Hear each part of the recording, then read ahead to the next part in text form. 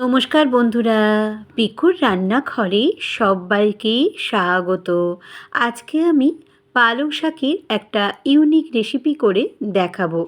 বাজারে এখন অনেক পালং শাক উঠেছে, আর পালং শাক দিয়ে আমরা নানা রকম বাড়িতে কিন্তু রেসিপি ট্রাই করেই থাকি। তবে আমার মতো এই রেসিপিটা ট্রাই করে ফেলুন, তাহলে কিন্তু এক থালা ভাত নিমেষেই উঠে যাবে। বাচ্চা থেকে বয়স্ক মানুষ এই রেসিপিটা পেলে হাত চেটেপুটে খাবে। তাহলে চলুন বন্ধুরা, কীরমভাবে রেসিপিটি করে দেখানো যাক। এখানে আমি এক আঁটি পালং শাক নিয়ে নিয়েছি, আর পালং শাকটাকে ভালো করে ধুয়ে আমি এরকমভাবে কেটে নিয়েছি টুকরো করে। আর বেশি যে লম্বা ডাঁটিগুলো কিন্তু এখানে ফেলে দিতে হবে। আমি কিন্তু ফেলে দিইনি, অন্য চচ্চড়ি করবার জন্য রেখে দিয়েছি। নুন দিয়ে মাখিয়ে রেখে দিলাম 10 মিনিট। আর এখানে মুগের ডাল আমি 1 ঘন্টা আগে ভিজিয়ে রেখেছিলাম। এবারে 10 মিনিট বাদে চাপা দিয়ে রেখে দিয়েছিলাম। আমি এর যে ভালো করে পালং শাকের গায়ে চটকে চটকে এইভাবে জলটা ফেলে দিতে হবে এর থেকে। নিয়ে আমি একটা বড় জায়গার মধ্যে নিয়ে নিলাম। নুনটা দেওয়ার ফলে জল কিন্তু বেরিয়েছে, সেইভাবে কিন্তু করতে হবে। আমি অতটা দেখাতে পাচ্ছি না। আমি এইভাবে কিন্তু আমি সমস্ত পালং শাকটা নিয়ে নিলাম। আর মুগের ডালটাকে কিন্তু আমি বেটে নিয়েছি, ওটা কিন্তু শুধু বেটে নিলেই হবে। এবার আমি একটা বড় সাইজের পেঁয়াজ এখানে কুচি করে দিয়ে দিয়েছি। আর আলু দেখুন এখানে দুটো মতো আছে, যেটা স্ক্র্যাবিং করে নিয়েছি, সেটাও কিন্তু এর মধ্যে দিয়ে দেবো। একদম ইউনিক একটা রেসিপি। বাড়িতে মাছ মাংস ডিম কিছুই না থাকলে এই রেসিপিটা কিন্তু তৈরি করে নিন। এবারে আমি মুগের ডাল বাটাটা দিয়ে দিলাম এর মধ্যে। মুগের ডালের বাটার মধ্যে আমি কিন্তু কিছুই দিইনি। এবারে কিছু মশলা দিয়ে দেবো। এখানে প্রথমে আমি কাঁচা লঙ্কা কুচিয়ে দিয়ে দিলাম। 3টে মতো কাঁচা লঙ্কা এখানে কুচি করা আছে, ঝালটা আপনাদের নিজেদের মতো দেবেন। 1 চামচে হলুদের গুঁড়ো, 1 চামচে লঙ্কার গুঁড়ো দিয়ে দিলাম। আর দিয়ে দেব নুন। নুন যেহেতু একটু মাখিয়েও রেখেছিলাম, তাও আমি অল্প করে দিতে তো হবেই, নাহলে নুন লাগবেই। আর দিয়ে দিলাম এখানে আমি 2 চামচে মতো আটা দিয়েছি। আটার জায়গায় আপনারা কর্নফ্লোরও কিন্তু এখানে দিতে পারেন, বা ময়দাও দিতে পারেন। এবার কিন্তু খুব ভালো করে আমি মেখে নেব। এই রেসিপিটা আপনারা ভাত দিয়ে বা রুটি দিয়েও খেতে পারেন। খুব ভালো খেতে হয় বন্ধুরা, একবার বাড়িতে তৈরি করবেন। আমি সাদা তেলে রান্নাটা করব। তার জন্য আমি এখানে 5 টেবিল স্পুন মতো সাদা তেল দিয়ে দিলাম। আর কম তেলেই আমি রান্নাটা করবার চেষ্টা করেছি। আপনাদের যদি মনে হয় ডুবো তেলে ভাজবেন, সেক্ষেত্রে ডুবো তেলে কিন্তু আপনারা ভাজতে পারেন। একে একে একটু বড় বড় সাইজ করে দিলে দেখতে আর খেতে বেশ ভালো লাগবে। তাই জন্য আমি একটু বড় সাইজ করে বড়ার আকার করে দিয়ে দিলাম।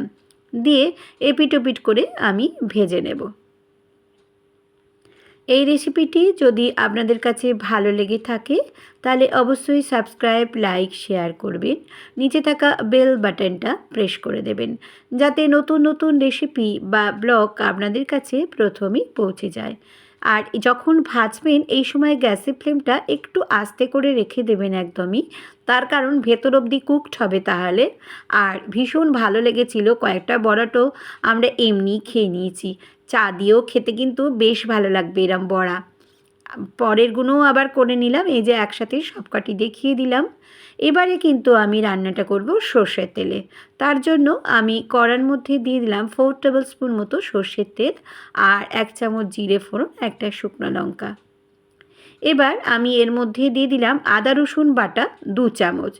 আপনাদের যদি নিরামিষ হয় সেক্ষেত্রে আদা দেবেন, আর পেঁয়াজ কুচিটা দেবেন না, তাহলে কিন্তু নিরামিষ দিনেও এই রান্নাটা করে আপনারা খেতে পারবেন। আর একটা বড় সাইজের টমেটো দিয়ে দিলাম। গ্যাসের ফ্লেমটা একদম আস্তে করে রাখলাম, নাহলে কিন্তু ভীষণ তেল ছিটকায়। আর একটু জল যার ফলে দিয়ে দিলাম, তেল ছিটকানো ঠিক ছিটকাচ্ছিল।